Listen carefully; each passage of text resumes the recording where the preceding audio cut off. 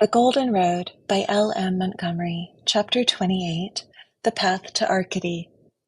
October that year gathered up all the spilled sunshine of the summer and clad herself in it as in a garment. The Story Girl had asked us to try to make the last month together beautiful, and nature seconded our efforts, giving us that most beautiful of beautiful things, a gracious and perfect moon of falling leaves. There was not in all that vanished October one day that did not come in with auroral splendor and go out attended by a fair galaxy of evening stars. Not a day when there were not golden lights in the wide pastures and purple hazes in the ripened distances. Never was anything so gorgeous as the maple trees that year. Maples are trees that have primeval fire in their souls. It glows out a little in their early youth before the leaves open in the redness and rosy yellowness of their blossoms, but in summer it is carefully hidden under a demure, silver-lined greenness. Then, when autumn comes, the maples give up trying to be sober and flame out in all the barbaric splendor and gorgeousness of their real nature, making of the hills things out of Arabian Nights' dream in the golden prime of good Harun al-Rashid. You may never know what scarlet and crimson really are until you see them in their perfection on an autumn hillside, under the unfathomable blue of an autumn sky. All the glow and radiance and joy at earth's heart seem to have broken loose in a splendid determination to express itself for once before the frost of winter chills her beating pulses. It is the year's carnival ere the dull Lenten days of leafless valleys and penitential mists come. The time of apple picking had come around once more, and we worked joyously. Uncle Blair picked apples with us, and between him and the Story Girl, it was an October never to be forgotten. "Will you go far afield for a walk with me today?" he said to her and me, one idle afternoon of opal skies, pied meadows, and misty hills. It was Saturday, and Peter had gone home. Felix and Dan were helping Uncle Alec top turnips. Cicely and Felicity were making cookies for Sunday, so the Story Girl and I were alone in Uncle Stephen's Walk. We liked to be alone together that last month, to think the long, long thoughts of youth and talk about our futures. There had grown up between us that summer a bond of sympathy that did not exist between us and the others. We were older than they. The Story Girl was 15 and I was nearly that. And all at once it seemed as if we were immeasurably older than the rest, and possessed of dreams and visions and forward-reaching hopes which they could not possibly share or understand. At times we were still children, still interested in childish things, but there came hours when we seemed to our two selves very grown up and old, and in those hours we talked our dreams and visions and hopes, vague and splendid as all such are, over together, and so began to build up, out of the rainbow fragments of our childhood's companionship, that rare and beautiful friendship which was to last all our lives, enriching and instarring them. So there is no bond more lasting than that formed by the mutual confidences of that magic time when youth is slipping from the sheath of childhood and beginning to wonder what lies for it beyond those misty hills that bound the Golden Road. "Where are you going?" asked the Story Girl. "To the woods that belt the gray hillside, and overflow beyond it into many a valley purple-folded in memorial peace," answered Uncle Blair.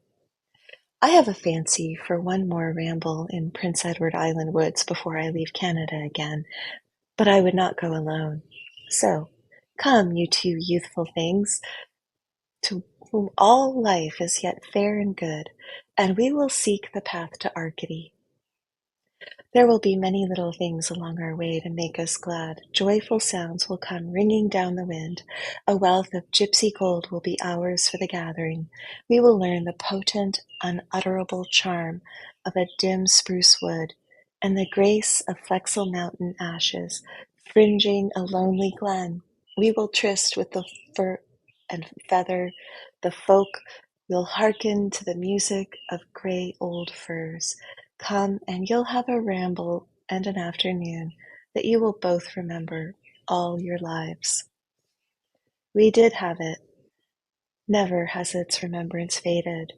That idyllic afternoon of roving in the old Carlisle woods with Story Girl and Uncle Blair gleams in my book of years, a page of living beauty. Yet it was but a few hours of simplest pleasure. We wandered pathlessly through the sylvan calm of those dear places which seemed that day to be full of a great friendliness. Uncle Blair sauntered along behind us, whistling softly. Sometimes he talked to himself. We delighted in those brief reveries of his. Uncle Blair was the only man I have ever known who could, when he so willed, talk like a book, and do it without seeming ridiculous. Perhaps it was because he had the knack of choosing fit audience, though few, and the proper time to appeal to that audience. He went across the fields, intending to skirt the woods at the back of Uncle Alec's farm and find a lane that cut through Uncle Roger's woods. But before we came to it, we stumbled on a sly, winding little path, quite by accident, if indeed there can be such a thing as an accident in the woods, where I am tempted to think we are led by the good people along such of their very ways as they have a mind for us to walk in. Go to, let us explore this, said Uncle Blair. It always drags terribly at my heart to go past a wood lane, if I can make any excuse at all for traversing it, for it is the byways that lead to the heart of the woods, and we must follow them. If we would know the forest and be known of it, when we can really feel its wild heart beating against ours, its subtle life will steal into our veins and make us its own forever, so that no matter where we go or how wide we wander in the noisy ways of cities or over the lone ways of the sea, we should yet be drawn back to the forest to find our most enduring kinship. I always feel so satisfied in the woods, said the Story Girl dreamily, as we turned in under the low, swinging fir boughs. The trees seem so friendly, such friendly things. They are the most friendly things in God's creation, said Uncle Blair emphatically, and it is so easy to live with them, to hold converse with the pines, to whisper secrets with the poplars, to listen to the tales of old romance that beeches have to tell, to walk in eloquent silence with the self-contained firs, is to learn what real companionship is. Besides, trees are the same all over the world. A beech tree on the slopes of the Pyrenees is just what a beech tree here in these Carlisle woods is. And there used to be an old pine hereabouts, whose twin brother I was well acquainted with in a dell among the Apennines. Listen to those squirrels, will you, chattering over yonder.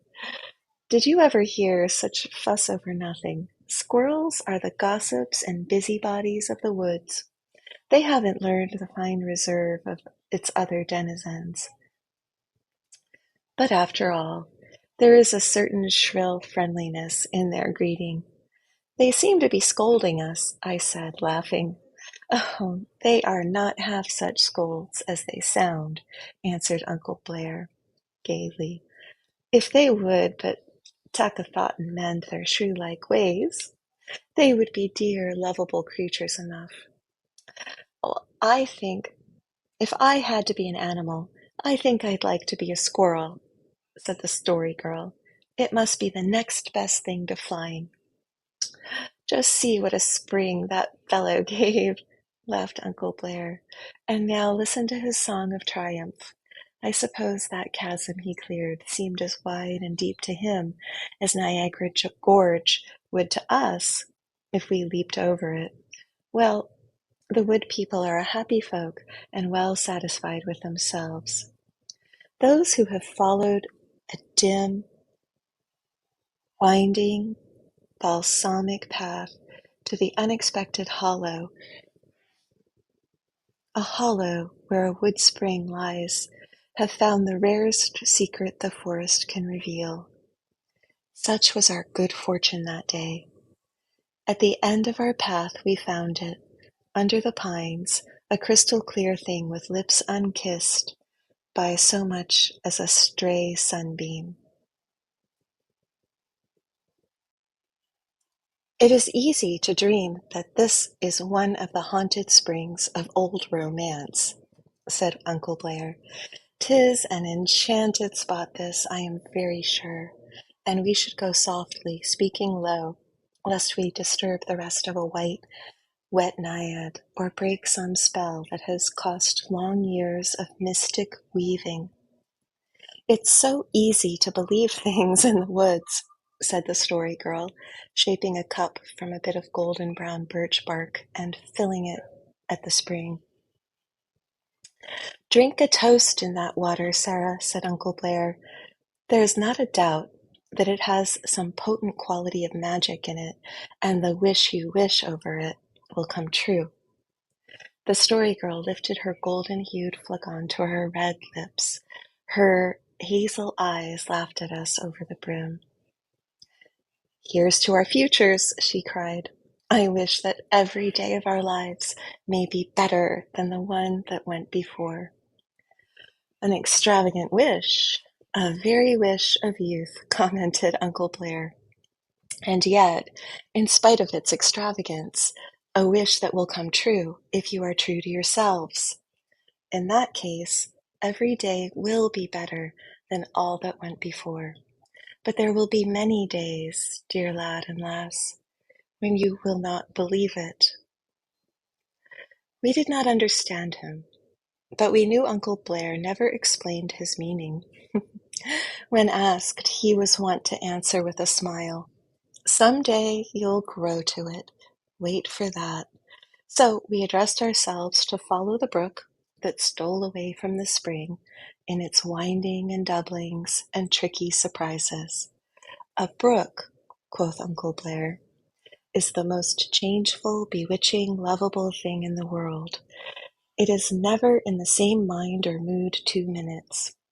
Here it is sighing and murmuring, as if its heart were broken, but listen, yonder, by the birches, it is laughing, as if it were enjoying some capital joke all by itself.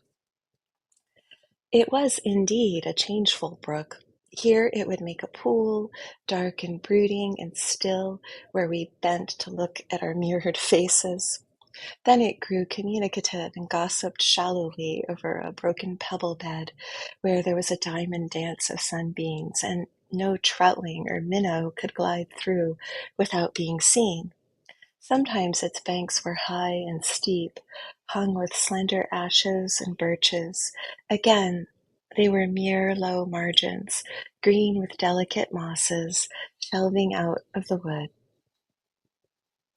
Once it came to a little precipice and flung itself over undauntedly in an indignation of foam, gathered itself up rather drizzily among the mossy stones below. It was some time before it got over its vexation. It went boiling and muttering along, fighting with the rotten logs that lie across it, and making far more fuss than was necessary over every root that interfered with it. We were getting tired of its ill humor, and talked of leaving it, when it suddenly grew sweet-tempered again, swooped around a curve, and presto, we were in fairyland. It was a little dell in the heart of the woods. A row of birches fringed the brook, and each bird seemed more exquisitely graceful and golden than her sisters. The wood receded from it on every hand, leaving it lying in a pool of amber sunshine. The yellow trees were mirrored in a placid stream, with now and then a leaf falling on the water mayhap to drift away and be used, as Uncle Blair suggested, by some adventurous wood sprite who had it in mind to fare forth to some far-off legendary region where all the brooks ran into the sea. "Oh, what a lovely place!" I exclaimed, looking around me with delight. "A spell of eternity is woven over it, surely," murmured Uncle Blair. "Winter may not touch it, or spring ever revisit it. It should be like this forever." "Let us never come here again," said the Story Girl softly.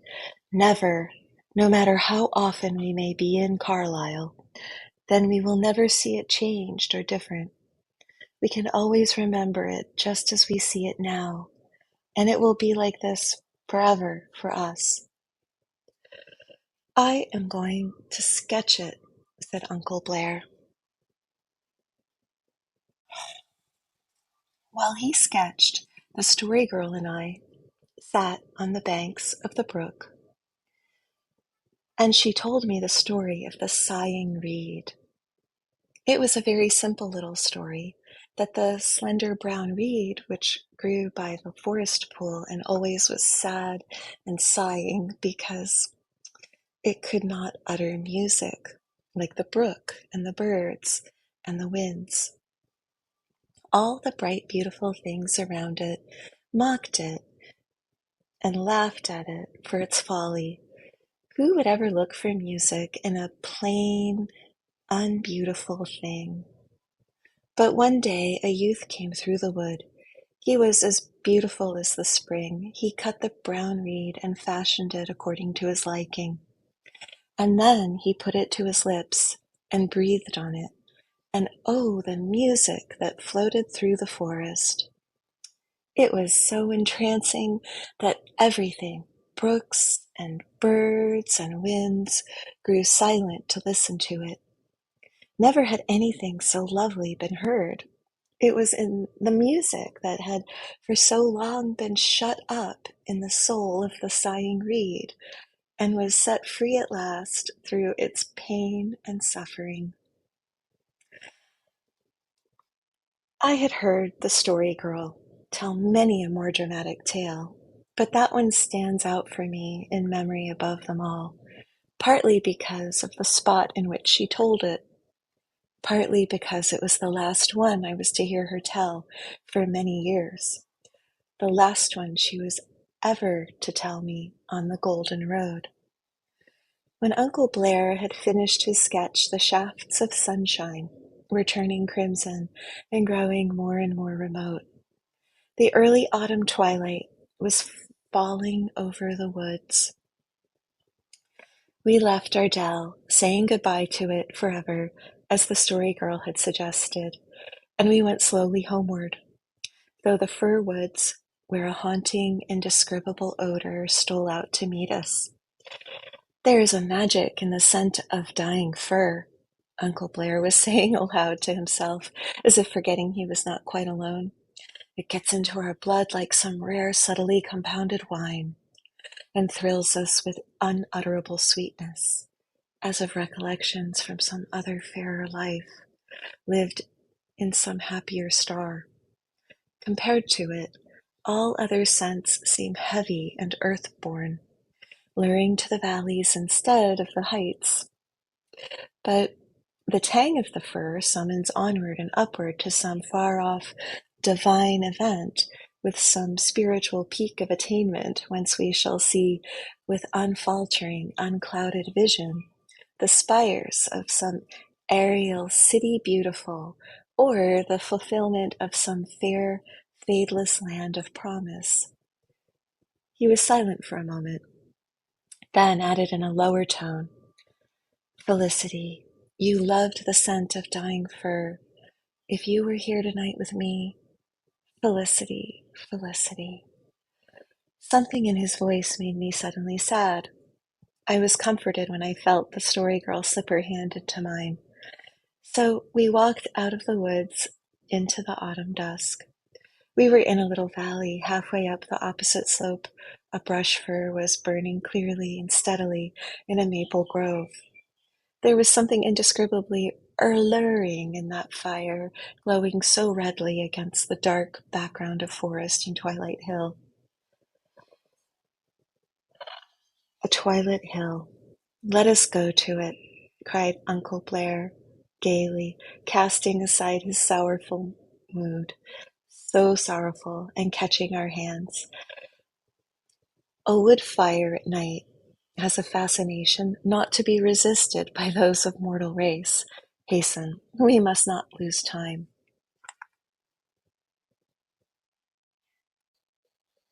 Oh, it'll burn a long time yet, I gasped, for Uncle Blair was whisking us up the hill at a merciless rate.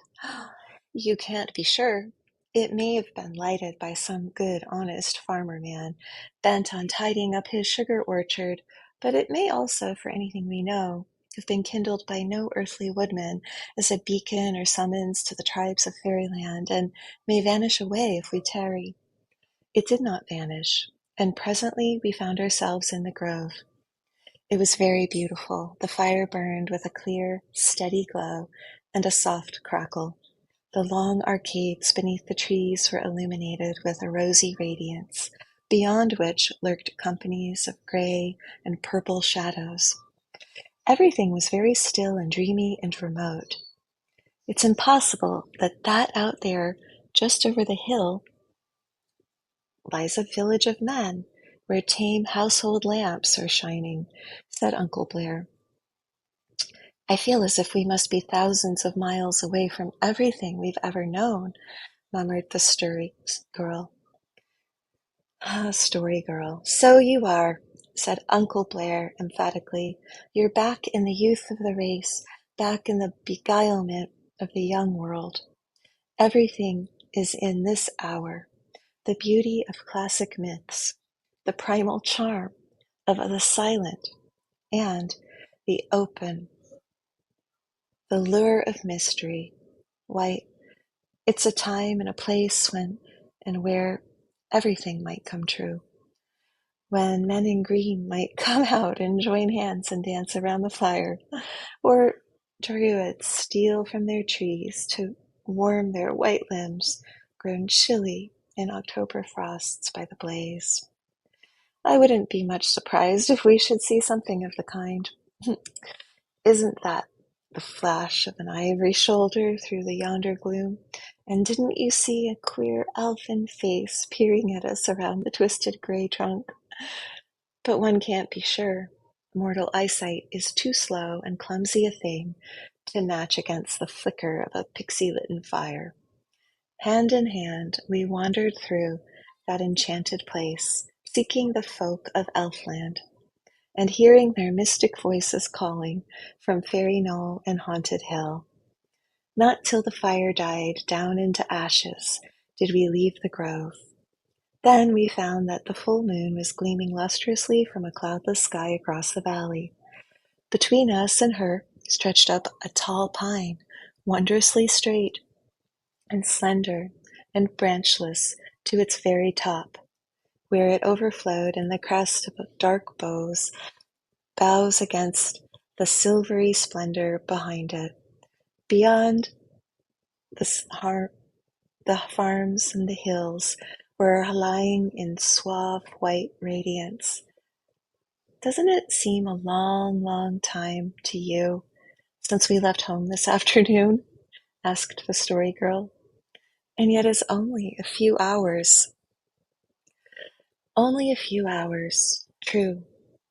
Yet such hours were worth a cycle of common years untouched by the glory and the dream.